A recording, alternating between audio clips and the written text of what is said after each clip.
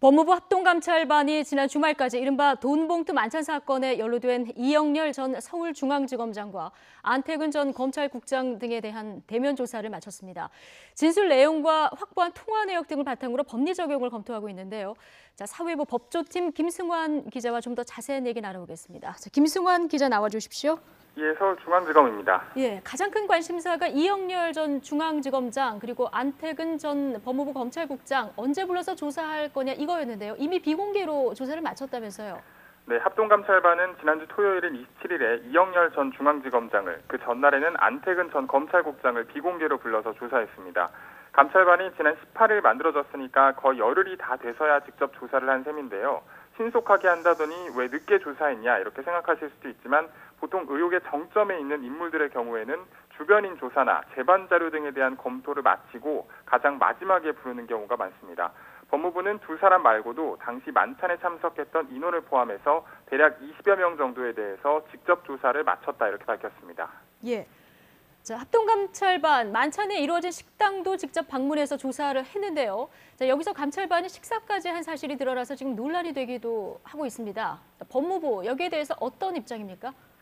네, 감찰반이 지난주에 서울 서초구에 있는 식당을 찾아가서 조사를 했고 식사한 것은 맞다는 입장입니다. 예. 식당 관계자를 통해서 만찬 당시의 상황을 들었고 나중에 예약 기록이나 만찬 비용을 결제한 전표 등도 모두 확보했다고 밝혔는데요.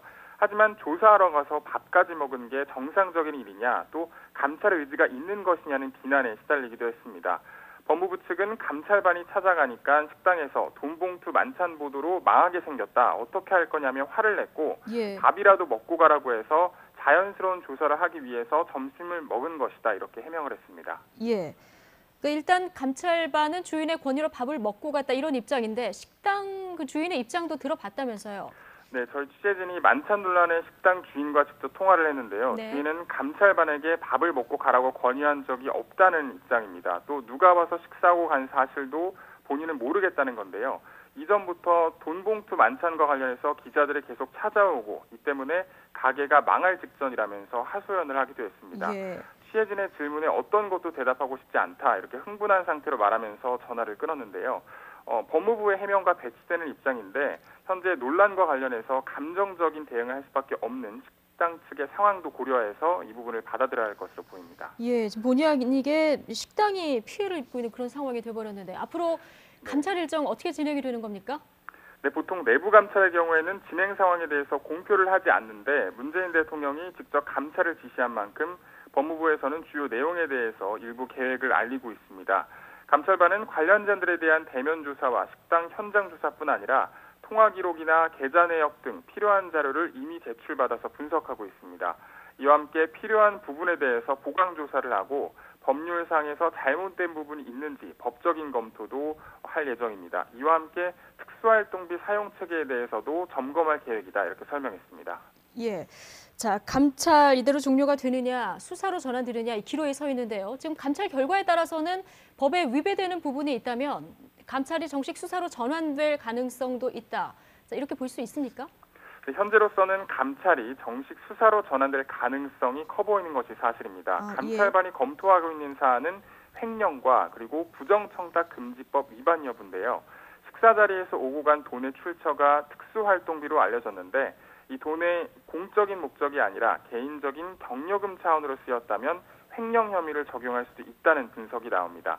현재 돈봉투 만찬과 관련한 고발 사건은 서울중앙지검 조사부뿐 아니라 서울지방경찰청 지능범죄수사대에도 배당된 상태입니다.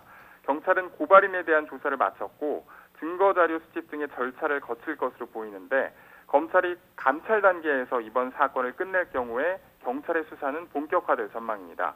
경찰이 고위급 검찰 관계자들을 줄줄이 공개 소환한다면 개혁 1순위로 꼽히는 검찰로서는 뼈아픈 상처가 될 수밖에 없을 겁니다. 그렇기 때문에 경찰의 사건을 내줘서 망신을 당하기보다 검찰에서 자체적으로 수사해서 매듭지으려 할 것이라는 분석이 나오는 이유입니다. 하지만 이 경우에는 제19 감싸기 논란에 휩싸일 가능성이 있어서 검찰로서는 어떤 경우든 곤혹스럽게 될 수밖에 없는 상황입니다. 그렇군요. 돈봉투 만찬 사건이 지금 검경의 수사권 문제까지 이어지는 모양새인데요. 앞으로 감찰 결과 포함해서 조금 더 지켜봐야 할 것 같습니다. 김승환 기자 수고했습니다.